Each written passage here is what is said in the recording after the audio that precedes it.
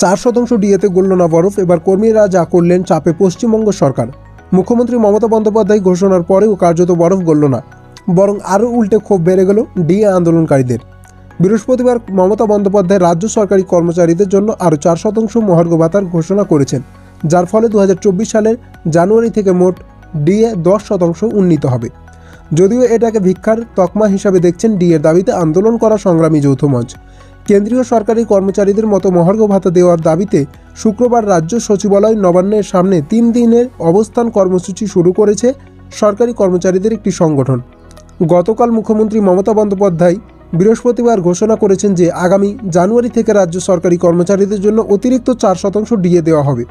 যদিও সংগ্রামী যৌথ মঞ্চের সদস্যরা আদালতের নির্দেশে কেন্দ্রীয় সরকারি কর্মচারীদের মতো ডিএর মুক্তির দাবিতে প্ল্যাকার্ড ও পোস্টার নিয়ে নবান্নের কাছে ধর্নায় বসেছেন ভোর রাত থেকে। আর এই নিয়েই শুরু হয়েছে আরও তরজা।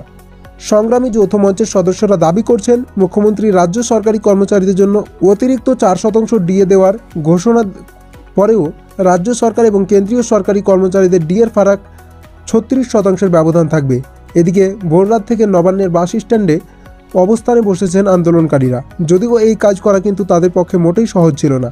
ডিএ আন্দোলন ঠেকাতে একদম তৎপর রাজ্য পুলিশ। এই আন্দোলনকে ঘিরে রাজ্য পুলিশ ও আন্দোলনকারীদের মধ্যে দফায় দফায় উত্তপ্ত বাক্য বিনিময় অবধি হয়েছে। প্রত্যক্ষদর্শীদের মতে প্রাথমিকভাবে ব্যারিকেড দিয়ে ডিএ আন্দোলনকারীদের আটকানোর চেষ্টা করা হয়েছিল।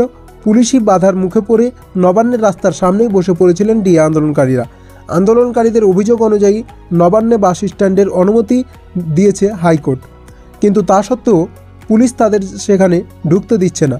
প্রায় 45 মিনিট ধরে দুই পক্ষের মধ্যে কথা কাটাকাটি চলে বলে খবর। এই প্রসঙ্গে সংগ্রামী যৌথ মঞ্চের অন্যতম আহ্বায়ক ভাস্কর ঘোষ বলেন, আমাদের আদালত অনুমতি দিয়েছে, সেই মতো অবস্থানে বসতে এসেছি।